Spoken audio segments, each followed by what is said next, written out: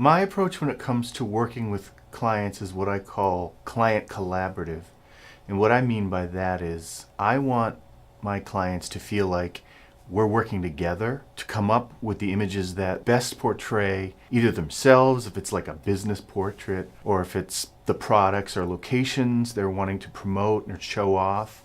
What I don't want to do is to be inaccessible in that way and be like, I'm the pro, I'm the guy with the camera, let me work my magic and you can stay off to the side. I think by actively including the client in the decision making, in discussing the look, they get a closer perspective on the process of creating images. Because it's never just about taking pictures, it's about expressing a feeling or an idea. So when they get to understand the tools and considerations that go into that, I think they have a better idea and feel better about the investment they're making in photography. Everyone wants to know that their money's being put to good use. My favorite kinds of assignments are ones that present some sort of challenge or obstacle to any sort of standard camera, lens, or light setup, because that forces me to go back to those things that I've learned from years of doing this and studying and practicing, things that your camera's not going to intuitively be able to accomplish without a brain behind it, guiding it. So it's satisfying to be in those situations because it's nice to be reminded that you have these problem-solving tools and this technical understanding on the craft of photography that allows you to say to yourself, yeah, I do this as work because I'm more than the camera. I'm more than the person with a good eye for pictures. And that's really one of the biggest things that made me decide I was ready to start doing this professionally, was when I knew that I could go into just about any situation and get the shots the clients needed, because there are a million things that can go wrong with your gear, with the light, with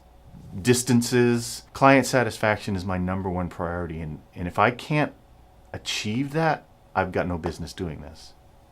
What satisfies me most is when I get someone in for a business portrait, for example, someone who has either never had a good experience getting their pictures taken or felt uncomfortable, because it can be a very vulnerable position to be in, to have someone you don't know putting all this attention on you and on top of that taking your picture.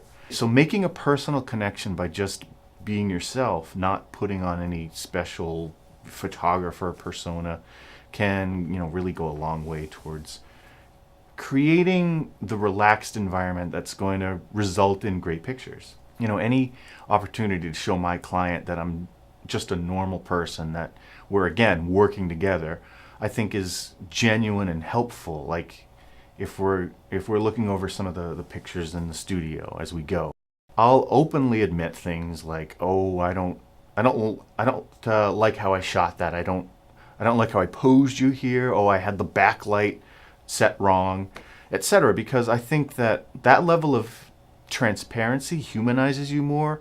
Like I'm not some sort of distant or intimidating figure who hides the imperfections and only reveals the magic. I'm not interested in that. My best experiences are when communication is open like that and the client feels like they're involved and being heard.